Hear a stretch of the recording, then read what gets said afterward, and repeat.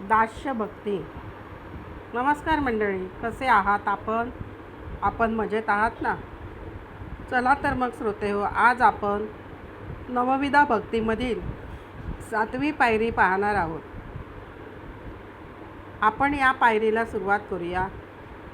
आतापर्यंत आपण भक्तीच्या 6 पायऱ्या पाहिल्यात. आज आपण 7वी नवविधा भक्तीची पायरी म्हणजे दास्य पायरी कशी आहे ती पाहणार आहोत. स्वामींवर अंतःकरणपूर्वक नमस्कार करणाऱ्या त्यांच्या भक्तांच्या अंतःकरणात अपार प्रेम दाटून आलेले दिसते. ही दास्य भक्ती समजून घेताना भक्तांच्या अंतःकरणातील प्रेमभाव अनुभवावा लागतो. स्वामींचे निस्सीम भक्त अखंड नामस्मरणात व सेवेत दंग झालेले दिसतात. ही दास्य भक्ती आपणास प्रत्यक्ष स्वामींच्या मठात व अक्कलकोटात पाहावयास मिळते. मठामध्ये स्वामी भक्त सतत येत जात असतात. त्यांना काही कमी पडणार नाही याची ते विलक्षण काळजी घेतात.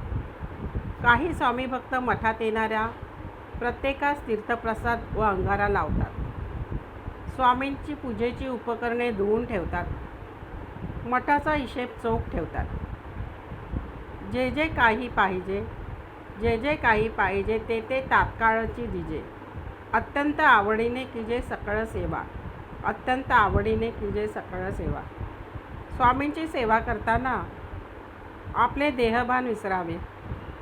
स्वामींच्या सेवेतील प्रत्येक सेवा आवडीने करावी. स्वामींची सेवा ही मनापासून करावी. स्वामी सेवेतून त्यांचे प्रेम ओथंबून वाहत असते. स्वामींची सेवा सर्वस्वाने करावी.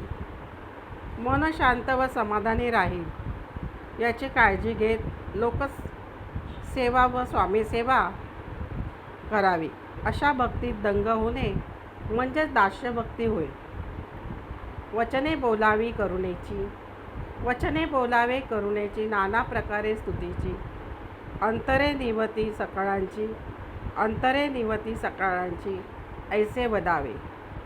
दास्य भक्तीमध्ये रमलेल्या भक्तांची वाणी अतिशय गोड असावी. स्वामींवर निष्ठा असावी. स्वामींवर प्रेम असावे. अशी आहे ही दास्य भक्ती. माझी कथा ऐकल्याबद्दल धन्यवाद. कथेला लाईक व सबस्क्राईब करा.